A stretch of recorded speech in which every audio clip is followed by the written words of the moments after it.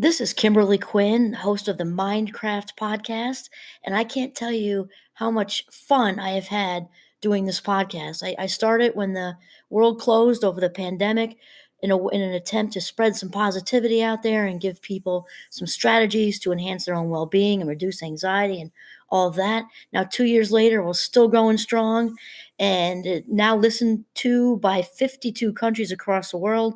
And I've even helped some of my students get going with their own podcasts. It's super easy to do. And I'll tell you, if you haven't heard about Anchor by Spotify, it is the easiest way to make a podcast with everything you need all in one place. I'll just explain for you. Anchor has tools that allow you to record and edit your podcast right from your phone or computer. When hosting on Anchor, you can distribute your podcast on listening platforms like Spotify, Apple Podcasts, and more. It's everything you need to make a podcast in one place. And best of all, Anchor is totally free. Download the Anchor app or go to anchor.fm to get started. It is a ball. Start today. Greetings, Minecrafters, and welcome to another Minecraft episode today. Just reminding everyone that the foundation of Minecraft, we actually have to have buttons. I get my students to say this: become the boss of your brain. That is what it's all about, because we are what we think. People think they are what they eat, and nutrition is certainly very important. Though think about it, without the brain, we're not eating anything, right? It's just how it goes. We are what we think. Thoughts come first, feelings come second, and then action or behavior last. So by changing our thoughts, we literally change our lives. We've got the power. And so then, we're talking about practicing patience. It's like before we've talked about practicing honesty, which I do. I'm a big fan of practicing honesty, loyalty, all the virtues. And Aristotle, one of my favorite dead guys for sure, said this, is very paraphrased. And I'm not looking at anything right now. I just remember this from reading so much about his work. Is that if we practiced virtues like we practice, the piano or football or whatever, the drums, that we'll get better at it. It's not like somebody just got the winning ticket for honesty or loyalty or patience. People, of course, genetics are part of anything involved with humans and non-human animals, actually. But what we practice, what we put our attention and intention on, is what will be successful. And so this particular episode, and I can use this myself, I'm the first one to admit this. Anyone who knows me knows that I'm a work in progress with this, but it is, the virtue of patience. We can practice patience. And once again, big surprise, what we practice, we inevitably get better at, whether it's good or bad. We can practice the violin, we can practice robbing banks, and we'll get better at it. Well, lo and behold, if we practice being patient, we can become better at it. And this is one I am, that I am just admittedly, humbly admit, any kind of whatever admit, I don't even know. I'm a work in progress with this. And me being in the Fast Mind Club does have quite a bit to do with it, because I've mentioned before that out of all the symptoms of ADHD, the one I struggle with the most, work at the most, I'm challenged by to grow with the most is impulsivity, which is basically, the polar opposite of what we're talking about here, which is patience. And I'm going to do a shout out and lean on Richard Carlson again for this one, even though I could go a million different angles with it, honestly. Sticking with Aristotle would also just work, but I've just been jumping into these Richard Carlson books lately. I've owned them for decades. They're called Don't Sweat the Small Stuff. And they've got all different ones with the family, with money, blah, blah, blah, blah, blah. And so these are just short and easy that you can just dip right in. I usually find something I like. And I go through phases with books. And right now I'm in the Don't Sweat the Small Stuff phase. So here we go.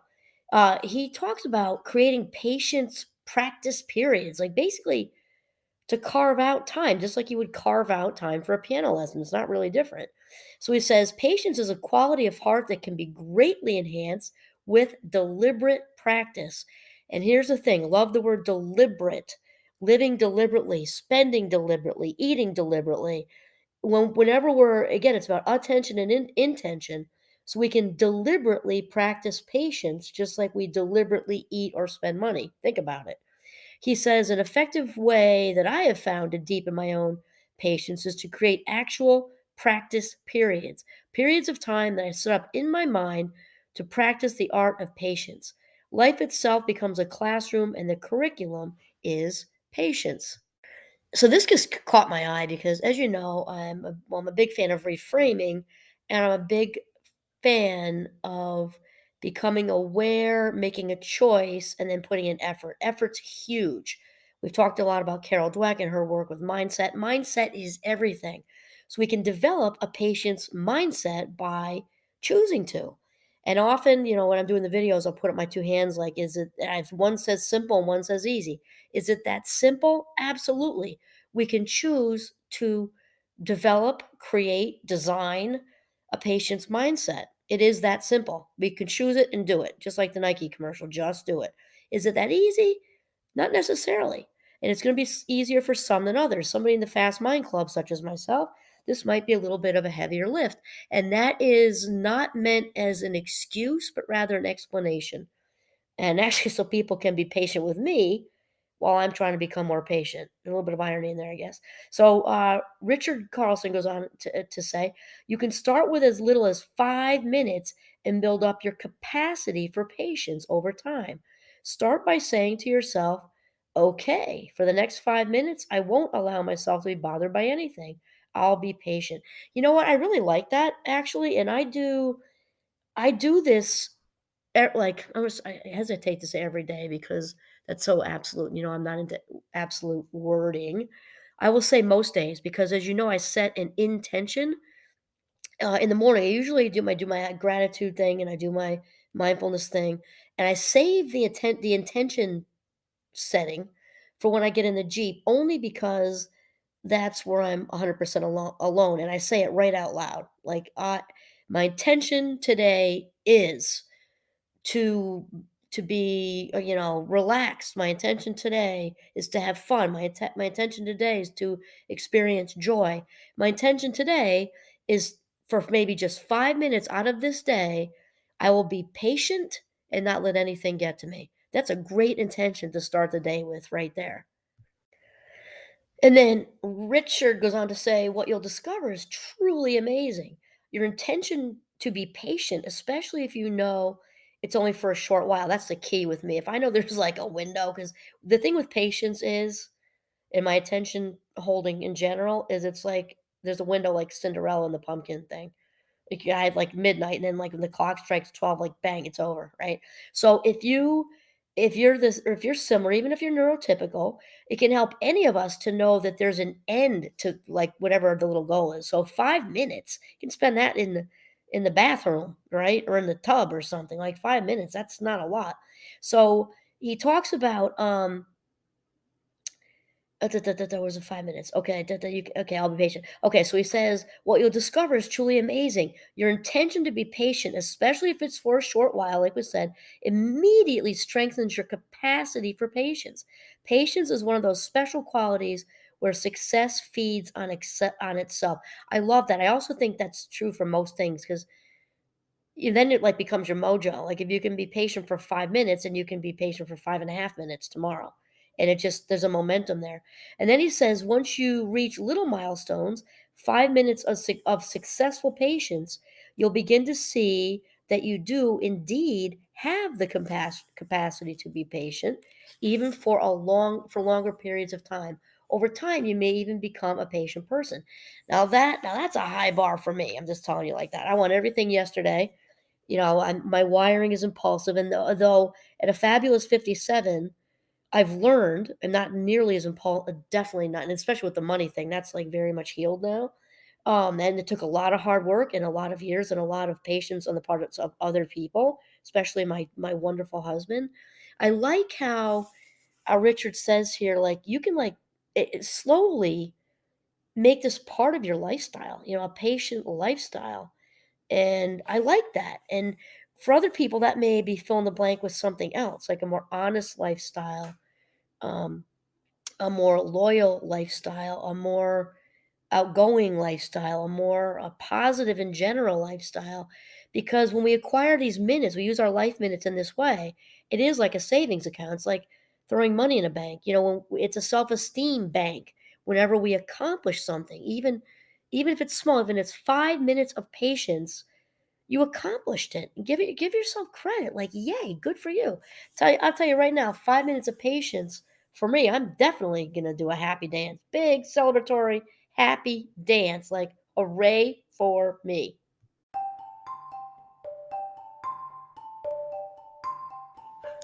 And one thing I want to say here too, especially Richard talks about. I think he has two kids, if I remember right, and these are like really old books. I think they're girls. His girls are probably like in their 30s at this point, maybe even or something, or even older. I'm not sure, but we have 5 kids, and so I remember what it's like to have a buzzing household. And even if that's not your life, and you've got a buzzing household because you've got two people working, or you're going it alone, you've got two jobs, or you've got one job, and you're juggling all kinds of other stuff in your life or whatever. We've all got really busy lives, and the other link to this practicing patience, like you practice the piano kind of thing, is that it also reminds us. I did a whole episode on this. If anybody wants to go back and look, it was fun to do because it's easier for me to do podcasts when which is the high majority of them, where I'm just so feeling it myself. And I really don't believe that life is an emergency most of the time. It isn't. And I think with Richard's books, we're on the same page, so to speak. No, podcast pun intended, or academic pun intended, or what. But I really don't believe life is an emergency most of the time. But we act like it is. And it's not even an urgency most of the time, and we act like it is. We're at DEFCON 4 because so-and-so didn't return the email, or so-and-so didn't, I sent them to the store and they came back with everything but the garbage bags, and that's all I needed. Oh my God. And we do all this oh my godding over things that are just so not important. And even if there's all kinds of political stuff going on at work and it rarely is that the end of the world. My dermatologist says that. I think I've mentioned this. Because I go in like, what's that spot on my cheap Irish skin? Rarely is it the end of the world. And it's not even almost the end of the world, usually. And I get from reading Richard's books, and I already feel like this myself, but I think he does too. The whole premise of don't sweat the small stuff is, if you do sweat the small stuff and that's your thing, you don't have the juice for the big stuff when it actually happens. So we're like, when you do all this oh my godding and all this, DEFCON 4 and 911 over unanswered emails and who's doing what on the project, and I mean, none of it is that big of a deal. Doesn't mean it doesn't need to be attended to, and maybe have a conversation. But we just are so amped up over FOMO and just things that just honestly don't matter. So God forbid you really get that middle of the night phone call or something really, bad has happened. You want to have the juice if that happens, in which we're going to be, when the tank is empty because we're flipping out over not being invited to something or whatever, there's no juice left for the big stuff. So this whole practicing patience thing, to me, seems to have a direct connection to practicing at the same time. By practicing patience, we're also practicing being calmer and practicing not biting the shenpa hook, which remembers that urgency to like react to things and overreact to things. We're practicing perceiving life as not being an emergency or even an urgency, which is going to have it be just it will have life, your life, my life, being a way more enjoyable ride than if we're like, in this like shortstop stance waiting for the ball to drop. Like practicing patience has us really letting the wind out of the sails out of the life is emergency thing, because life is not an emergency, and it's not even an urgency the high majority of the time. So that's it.